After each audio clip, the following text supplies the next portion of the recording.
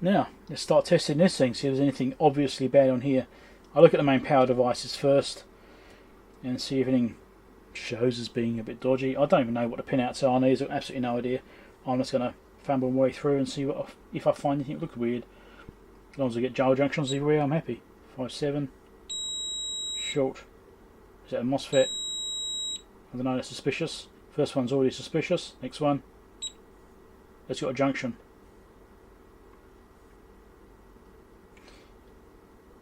Okay. I'm already suspicious about the very first device. So black on that one. Yeah. I think there's a PNPs and NPNs, yes. Suspicious about that one straight away.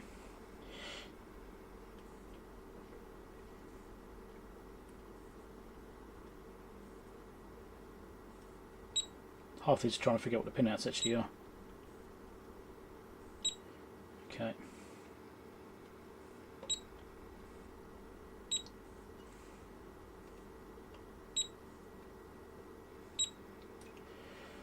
Alright, I think this is like a second set, which is a copy. So I think these should be the same.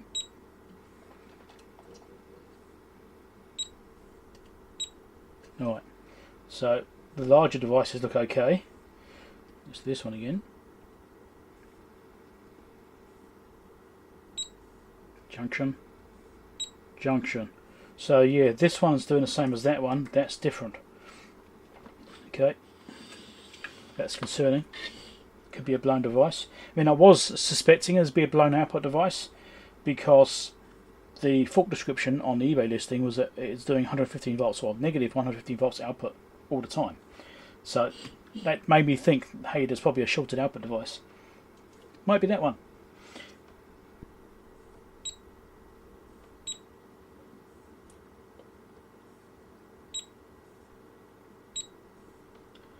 I'll skip that one for now, come back down here.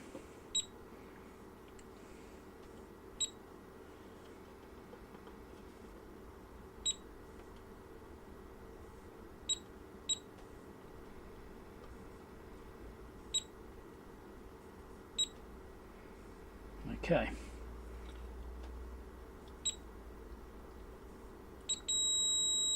Get the same thing on this one. Okay. I need to find out what that one is.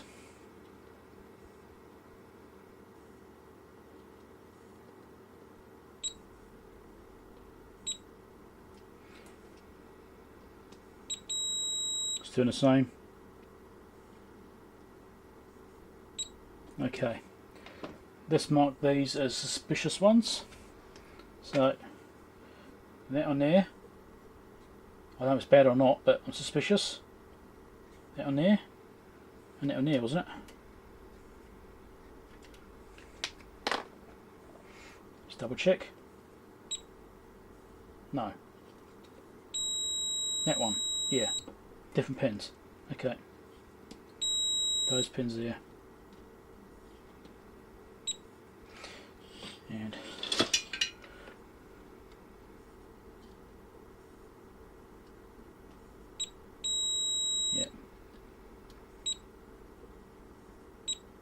okay, so we're getting some different behaviour, so I need to find out what these devices are and see what we should be getting.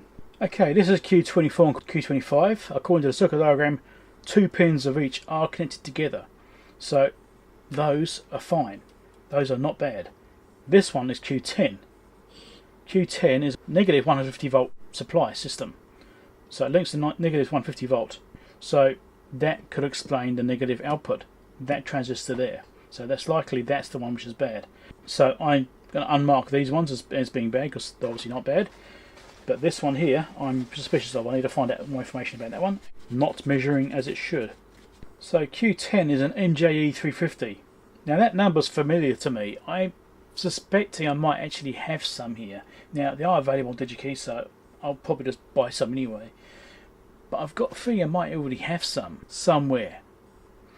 The usual problem. Somewhere I think I've got some. I think I may have bought some for another piece of test gear I was repairing at some point. Anyway, so that's available. These bigger parts, these big drivers, those aren't available. So those MOSFETs, can't get them, not on DigiKey anymore, gone. But that one is available. So hopefully the actual MOSFET seem alright. I mean, it seem okay. Let's get that out of there. Well, so at least take the cover off and have a look at it and see what's going to happen to it. It's an ultimate turning off, so I left it turned on.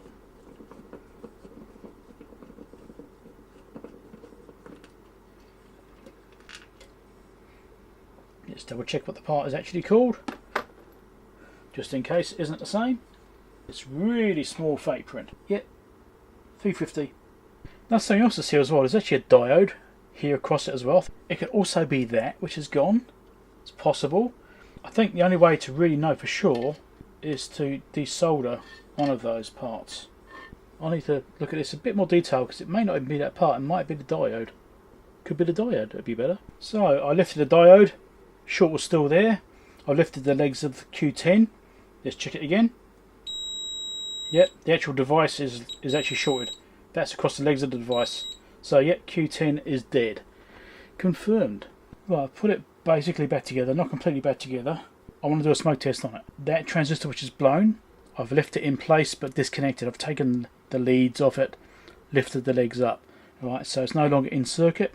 I don't know what effect that's going to have on the circuitry. It may cause weird behaviour, I don't know. It might fix it, I don't know.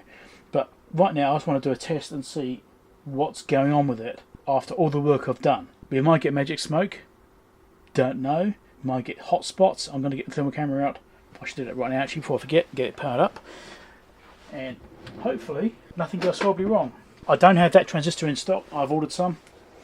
It's going to take a few weeks to get here, so I won't actually know the outcome truly until I get that transistor replaced. Thermal camera is booting up. Hopefully nothing goes bang. We don't know.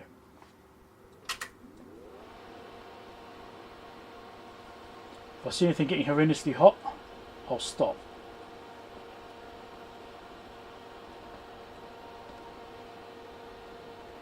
Okay, nothing's looking bad.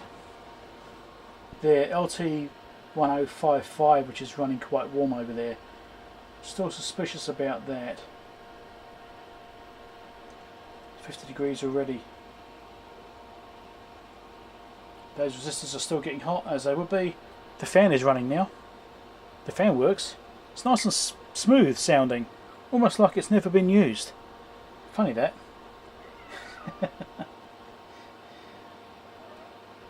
Okay, well, the cat decided to come and join in. Nothing's looking horrible. Let's try turning the output on or something. I don't know how to use this thing yet because I haven't used it yet. Source voltage or current. So how do I set this up?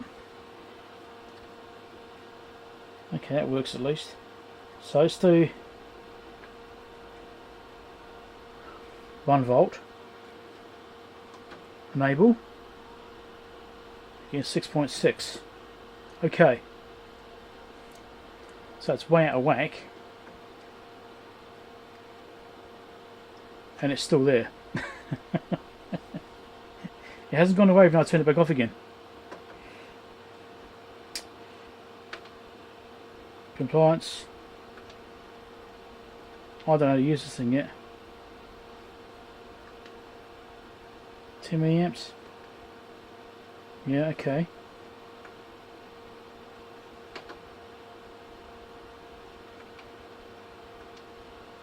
Compliance is flashing. I don't know if that's got something to do with it. I need to figure out how to use this thing. Anyway, it's got a voltage which isn't negative voltage. It's no longer minus 115 volts, so yeah, that's probably a good thing. 100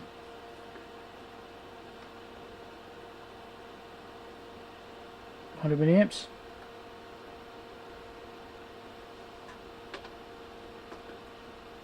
Still flashing that for some reason. Why is it flashing that?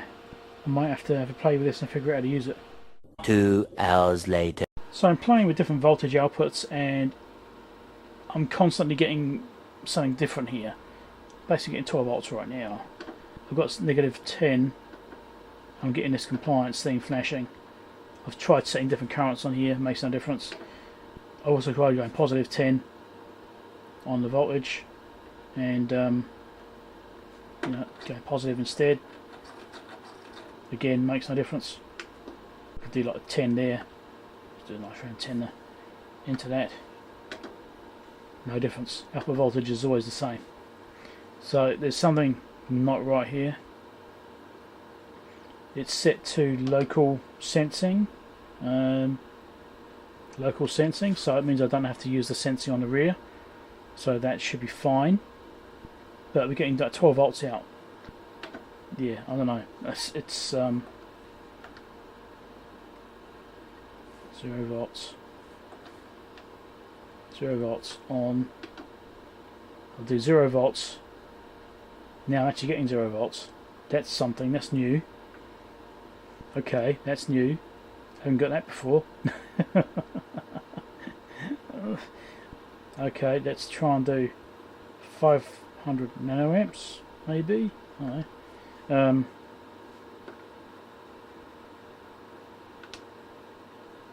500 millivolts. See if that will change.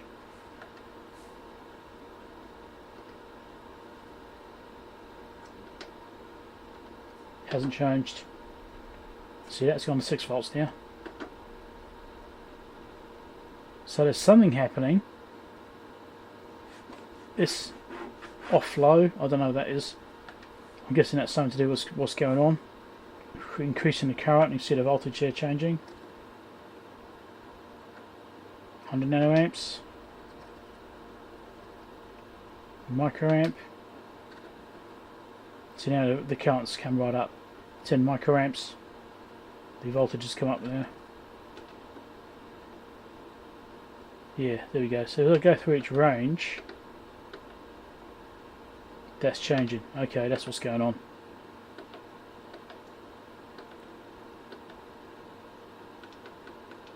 Right, so it's still the currents that it's setting. It's changing ranges, and that's causing that to happen. There's that 12 volts there, right? Okay, so the 12 volts is to do with the current ranges. So the current ranges are shifting. I don't know, this is going to take some more investigation, but anyway, it's got some life, it just isn't the right life. So now I'm just testing these relays just to make sure the read relay is actually working. Now I've got these 3 multimeters hooked up. The Fluke is hooked up to K5,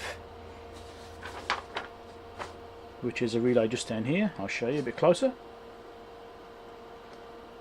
So that's the local remote relay here for this sensing on the output negative. Alright, so that's on K5, so the Fluke is on that. The red Bryman is connected to K15, which is this one up here, which is local remote sense thing.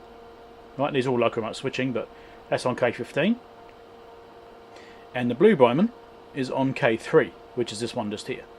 This is local and remote switching between these two, so you should see these two alternating. Also, in case you noticed, when it's in a standby state, it switches to local sensing, not remote sensing. So that's switching over and I enable it. That's remote. That's local. So even when it's turned off, it's just doing local sensing.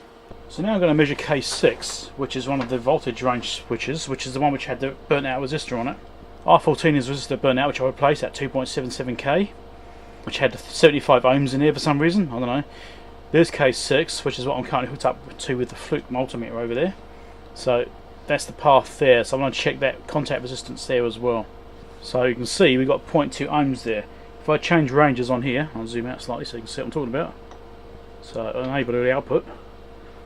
That's on. If I change across ranges, so that's currently 1.1 volt range. Was it? No, that's sorry, it's 10 volt range. That's the 1.1 volt range. It's closed. And when you get to 100 volt range, that opens up. So that is definitely switching okay. So that relay isn't broken. So that's another good one. Now if I want to look at the K7 relay, which is the one next to it, which is supposed to be the 100 volt range. Now I'm in the 1.1 volt range right now, turn the output on. You can see it's closed. So 1.1 volt range, 10 volt range, it's closed. 100 volt range, it's closed. 1000 volt range, it is now open. So that relay is also switching, it's not welded shut.